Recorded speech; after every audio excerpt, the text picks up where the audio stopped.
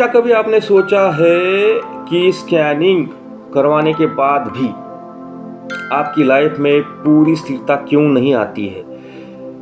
Healing करते हैं, पूजा करते हैं, उपाय करते हैं, लेकिन फिर भी पैसा टिकता नहीं है, मन शांति मिलती नहीं है, रिश्तों बार बार टूटते रहते हैं। अगर ऐसा है तो आज का ये वीडियो आपकी सोच बदल देगा। इसे स्टेप बाय स्टेप देखना ज़रूरी है। मैं हूँ आपका दोस्त अमोल अरविंद जोशी। मैं आपको देख रहा हूँ ऊर्जा के चैनल के माध्यम से हम बात कर रहे हैं, जहाँ हम बात करते हैं ऊर्जा, एनर्जी, हीलिंग और रेमेडीज़ की, उसके साथ रिलेटेड सारी चीज़ों की, और बिना डर और बिना भ्रम की सारी चीज़ें आपको बताई जाती है। ओरा स्कैनिंग क्या है, इसका अर्थ समझिए। ओरा स्कैनिंग का अर्थ है ओरा में बने छिद्र को बंद करना, एनर्जी लीकेज को रोकना, हीलिंग एनर्जी को टिकाऊ बनाना। एक बात हमेशा याद रखिए, स्कैनिंग, डाउजिंग, हीलिंग, मेडिसिन है, लेकिन सीलिंग बैकग्राउंड और बाउंड्री है। अगर बैकग्राउंड बाउंड्री नहीं लगाया तो दवा बाहर बहती है। उसी तरह एग्जाम्पल के लिए देख लीजिए, मान लीजिए आप अपने घर की छत से पानी टपक रहा है। अगर आपका फर्श साफ करते रहोगे लेकिन छत की जो छिद्र है उसे आप बंद नहीं करोगे तो पानी लगातार गिरते रहेगा और आपकी जो फर्श है वह क्लियर नहीं हो पाएगी, और इसे रोकना ज़रूरी है। ओरा सीलिंग वही दरार बंद करने की प्रतिक्रिया है। ओरा सीलिंग के 5 पावरफुल स्टेप्स क्या है? सबसे पहले जागरूकता।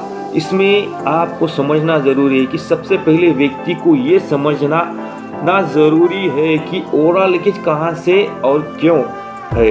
जब तक अवेयरनेस नहीं आएगी, ओरा खुद को सील नहीं कर पाएगा, यानी लगा नहीं पाएगा। दूसरा है उसकी प्रोग्रामिंग और इंटेंशंस, किस तरह से आपको डालने पड़ेंगे। ओरा सीलिंग में कंफ्यूजन का कोई सवाल नहीं आता है। क्लियर इंस्ट्रक्शन होना ज़रूरी है, बहुत ज़रूरी होता है।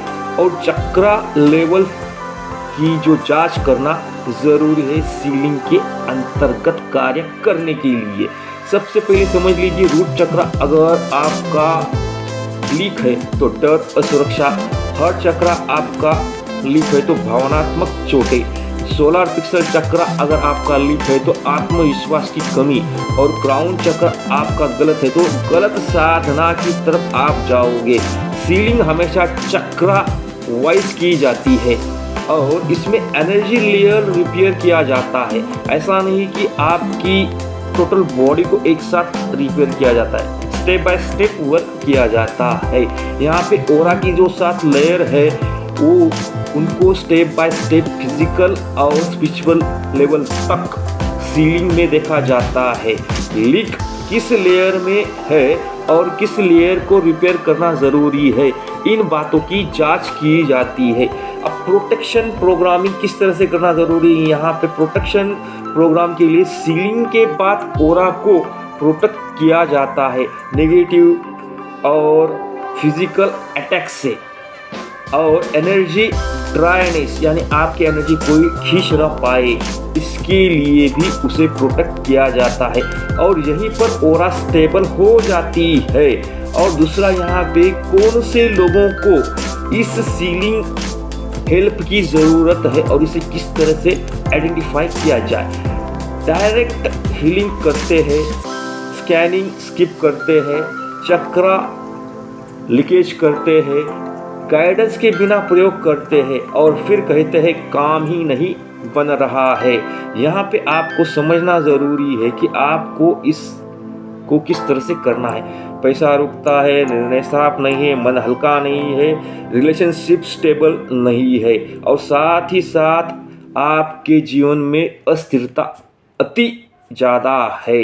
इसीलिए कहा जाता है सील्ड ओरा, स्टेबल लाइफ, और आपको इसे समझना ज़रूरी है। इसमें आपको यह बात देखना ज़रूरी है कि माइंड वीडियो एनर्जी, यानी आपके माइंड में एक विजुअलाइजेशन होता रहता है, उसको किस तरह से प्रॉपर चैनलाइज किया जाता है, इसके बारे में जानकारी चाहते हो तो इस चैनल को लाइक कीजिए, सब्सक्राइब कीजिए, फॉलो कीजिए, साथ ही साथ वीडियो को शेयर भी कीजिए, क्योंकि अगला वीडियो आपको एनर्जी और स्ट्रॉन्ग किस तरह से करना है, यानी स्ट्रेंथ किस तरह से बढ़ाना है, इसके बारे में बताया जाएगा।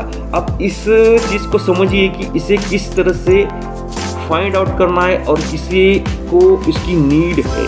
सबसे पहले बार बार नुकसान, बार बार गलत लोगों से टकराव, बार बार अचानक से आने वाली आपदाएं और हीलिंग सेशन के साथ लोगों में अनईजीनेस लाइक करना ज़रूरी है, क्योंकि यहाँ पे हीलर, रीडर और जो कन्फ्यूजन्स को क्लियर करने वाले हैं उनको भी एक प्रॉपर गाइडेंस के साथ ही कार्य करना ज़रूरी है। साधना ये एक महत्वपूर्ण उपयोग है जो कि आपके सारे गतिविधियों को एक अच्छे से सुचारू रूप से संचालित करता जाएगा।